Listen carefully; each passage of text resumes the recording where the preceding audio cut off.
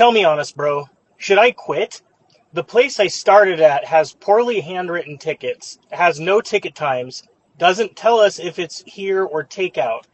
Am dogged on by the boss constantly mid-rush to go, go, go, only for the food to not be picked up for 15 minutes and they won't let me redo it to be fresher. I am the line cook, dishwasher, prep cook, extra hand, and maintenance. So basically, both of my bosses are husband and wife. They each tell me to do something and not to listen to the other person. I'm only getting paid $16.15 Canadian. Hey everybody, so I actually have a really cool video coming up where I redo Jack's brisket chili and show you how I would have done this if I was going to be entering a competition. That's not going to come probably for another week, maybe even longer. But until then, I did want to still put out some kind of content, so I actually thought it would be a good idea to address this person's question. Okay, here's the thing. When we cook, especially if we are very passionate, there's this kind of savior complex that we get where, especially if it's a mom and pop place, right? It sounds like this is what it is because it's a married couple. If it's not, it's a huge red flag.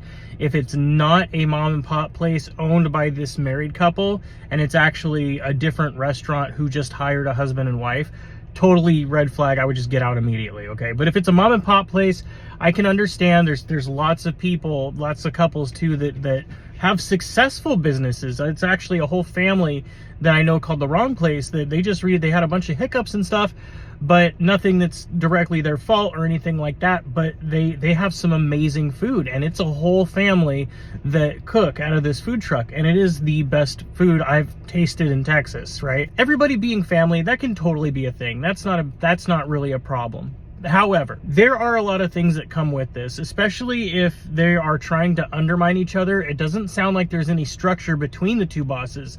One of them being, like, I would assume that one would be front of house and one would be back of house, and they would each kind of have control over their own situation. But the fact that they're clashing tells me that they more than likely do not have any kind of structure on what they actually want to do and how they want to approach this. I don't know if this is a new restaurant or not. If it is a brand new restaurant, if it is brand new, I would suggest maybe waiting it out a little bit, trying to talk to them, because a lot of times there's a lot of growing pains and a lot of hiccups at the beginning of like a mom and pop owned place where the structure isn't quite there yet and they haven't quite figured out the groove in the menu and stuff like that yet.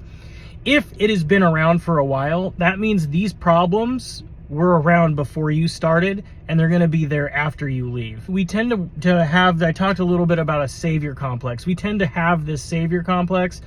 Like, we just want to go in and we can see the potential, right? You look at the menu and you're like, man, this stuff is really badass. This menu is super awesome. Like, if they just did XYZ, they would be able to like have a really awesome product. This is what I think they could do, and I'm going to help them get there. I know it's going to be rough, but I really believe in this place. I'm really passionate about that place. You get sucked into a trap. That happened to me as the executive chef of a place. It was owned by a husband and wife. Wife was amazing, believed in quality, but she couldn't be there a lot because of her kid, which totally understandable. But she did more of the finances behind the scenes, and her husband actually ran more of it.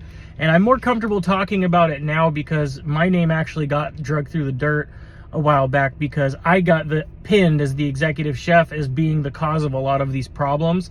I'll give you an example. So I would do the order, and I ran everything off of an Excel spreadsheet. Plus I also had a cheat sheet that I would write in. So on the Excel document, I had, every single item that we had in the restaurant, and I would go through and I would do my rounds and I would do all of the inventory. I would write down how much we had, what our par number should be, how much we're going to need, how much to order, if we're going to order by the case or by each, that kind of stuff. Then I would this is how detailed I got, right? I would highlight things in green that we were okay with. Things that are yellow, like we could probably go another 4 or 5 days without it, but I'm telling you, we're gonna need it soon. And red was like, if this doesn't get ordered, we're gonna run out today. So I would have that color-coded list, and I would have a separate Word document that, in this developed over time, and I'll tell you why it happened. So I had a separate Word document that just had the red items on it. Like, if you don't order anything else, please, for the love of God, just order this. Now, that sounds like a lot, like I'm doing too much, right? Well, this actually came about because I had noticed that things that I would order wouldn't show up on the truck. And it was things that we needed, like pepperoni or dough or truffle oil, because they had truffle fries, Parmesan cheese, spring mix, lots of different, like, actual things that we need. There was a pizza that had figs and arugula on it, and we wouldn't have any figs. We wouldn't have any arugula. And the servers had to walk around with a notepad that had an 86 list and basically tell the people that come in that we're out of half the shit. And they'd end up leaving, right? It was the most frustrating thing. So I was like, okay, well, maybe he's just so busy that he's missing these items. So that's when I started doing some of the highlighting in the Word documents and doing this and doing that, because I wanted to be like absolutely clear. This is what we need. If we do not get this, we are going to have problems. Once I started doing that and things still didn't come in off the truck, and I got yelled at for it because it was on me, I was said, you know what, screw this. I'm going to take money out of the register and go buy what we need for the restaurant. Like, it may not be as much like on the pepperoni or something, but if we need figs or if we need lettuce or we need this or that, I'm going across the street, I'm going to buy what we need, because otherwise we're not going to have service, and us not having stuff is exactly why they weren't coming in.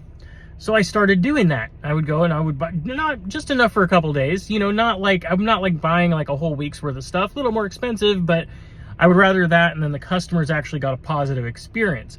Well, I was told I'm not allowed to do that anymore. At that point, I knew he was sabotaging. He was doing it on purpose. And I think he was doing it on purpose because the business wasn't doing well. But instead of communicating that and admitting that the business wasn't doing very well, he would just line item veto things that I had written down and decide not to buy those and not to get those, and we could just do without them. But he never had boots on the ground. He wasn't physically there enough to see what I was seeing and to know what we actually needed. And that was something that I dealt with a lot longer than I should have, and it caused me a lot of anguish. Now, as far as you having to do a lot of work, I mean, you're gonna run into that anywhere you go, especially mom and pop place, but a lot of times, like, you're especially in a smaller establishment, you're gonna run into these situations where you're kind of the janitor and the guy, like, you're kind of the janitor and the dishwasher and you help run a house stock and stuff like that. That just kind of comes with the territory. So that's not really a red flag in and of itself. I will say, though, the handwritten tickets, they should have a system down. So as far as that goes, I actually have a whole list of red flags that I did on another video a while back. And you can go look at that and see if any of those red flags, I'll bloop it up here somewhere. See if any of those fit the restaurant, and if there's a lot of those red flags that you notice, I would run fast and far. That being said, the handwritten tickets, there should be a system in place for that. There should be a universal shorthand that all the staff uses. You know, sometimes people, you just got to get used to the handwriting. It sucks. I know it sucks, but that is one unfortunate thing. That right by itself isn't a red flag. The inconsistency of the ordering and what you're being told to do, and mixing up takeout and stuff like that, where it's not being written on the ticket and no one's communicating those things to you. And especially the number one thing is when you're having one manager come in and tell you to do something a certain way, then a second manager come in and say, don't listen to them, do it the way I said it. You're like, that I understand is like one of the most frustrating things. And a lot of times that's indicative of some kind of power struggle or some kind of like nasty dynamic between the two of them, where they are always kind of jockeying for position because they think their way is better. Honestly, looking at everything that you're telling me, $16.50 Canadian doesn't sound like a lot. I'm in the US, and I will say that like $17, $18 an hour down here for a cook position is like the mid-tier, mid-lower, like the low mid-tier. Mid-tier being around like 19 and upper tier being like around 20-ish or so. So that's US dollars. It does sound like the pay's kind of low, but I would definitely, like, after everything that you said, especially if this has gone on for a prolonged amount of time, I would definitely consider just getting rid of the savior complex. Just take your ball, go home. Stay there until you can find, don't just quit. Don't just like up and quit, but do what I talked about in a different video about quiet quitting. Like, just come in, do your job, don't overdo it.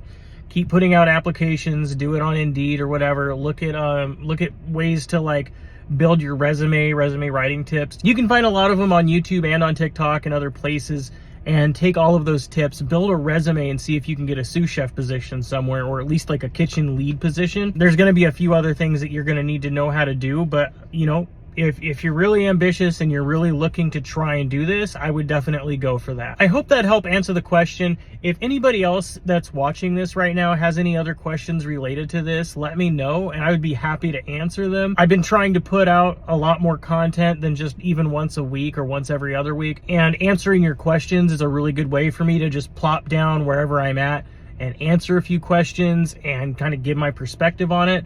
So I think you guys are awesome. I appreciate all the feedback and support that I've gotten, and I hope you guys have an amazing day, and I'll see you on the next one. Peace.